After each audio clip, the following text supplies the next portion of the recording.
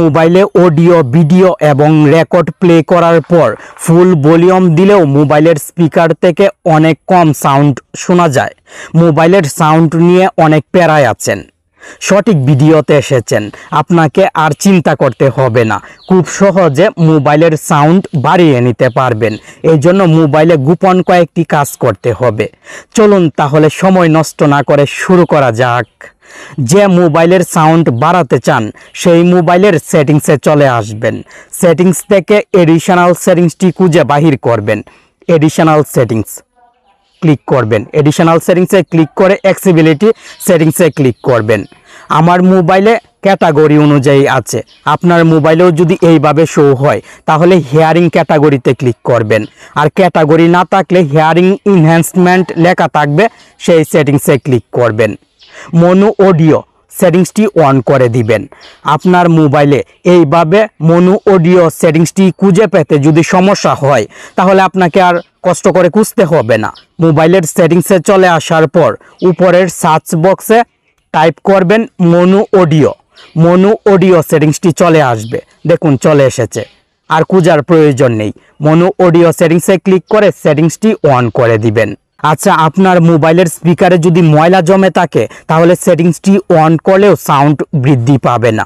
মোবাইলের স্পিকারে অতিরিক্ত ময়লা থাকলে ফুল ভলিউম দেওয়ার পরেও সাউন্ড বের হতে পারবে না। এই জন্য মোবাইলের স্পিকার পরিষ্কার করতে হবে। স্পিকার পরিষ্কার আপনি নিজেই করতে পারবেন। এই জন্য একটি শুকনো ব্রাশ নেবেন। শুকনো ব্রাশ দিয়ে সময় নিয়ে আস্তে আস্তে স্পিকারটি পরিষ্কার করবেন। ভেজা ব্রাশ দিয়ে পরিষ্কার করবেন না।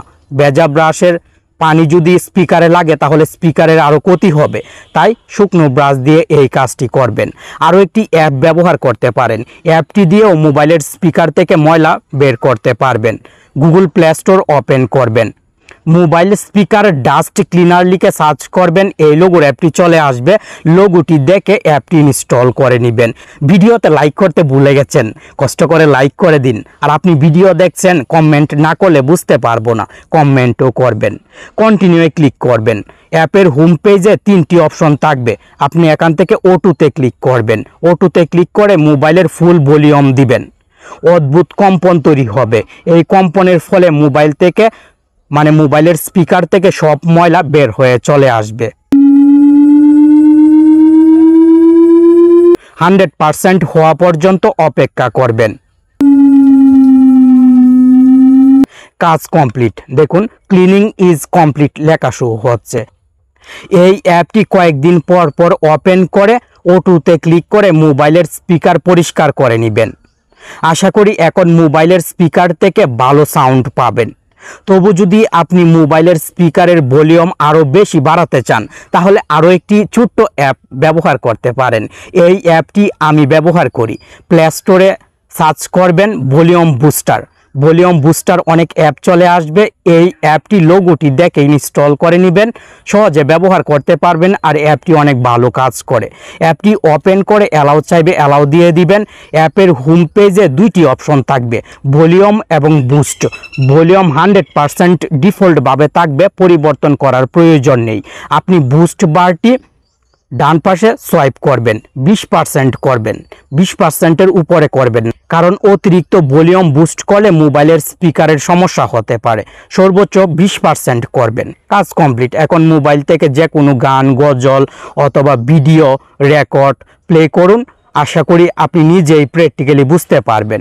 আর অতিরিক্ত ভলিউম বুস্ট করার প্রয়োজন না হলে নোটিফিকেশান প্যানেল থেকে অ্যাপের নামের উপরে চাপ দিবেন, দেন স্টপ সার্ভিসে ক্লিক করে ওকেতে ক্লিক করবেন। অতিরিক্ত ভলিউম বুস্ট হওয়া বন্ধ হয়ে যাবে। আবার অ্যাপটি অন করার জন্য অ্যাপটি ওপেন করবেন, অ্যাপটি আপনার মোবাইলে রান হয়ে যাবে, ভলিউম বুস্ট হবে। আবার অ্যাপটি ওপেন করে স্টপ সার্ভিসে ক্লিক করে ওকেতে ক্লিক করলে স্টপ হয়ে যাবে। এইভাবে খুব সহজে আপনার মোবাইলের ভলিউম এক্সট্রা বাড়াতে পারবেন। আর যদি প্রয়োজন না হয় তাহলে ম্যানুয়ালি মোবাইলের স্পিকার যেহেতু পরিষ্কার আছে আর একটি সেটিংস অন করে নিয়েছেন, অবশ্যই মোবাইলের স্পিকার থেকে ভালো সাউন্ড পাবেন।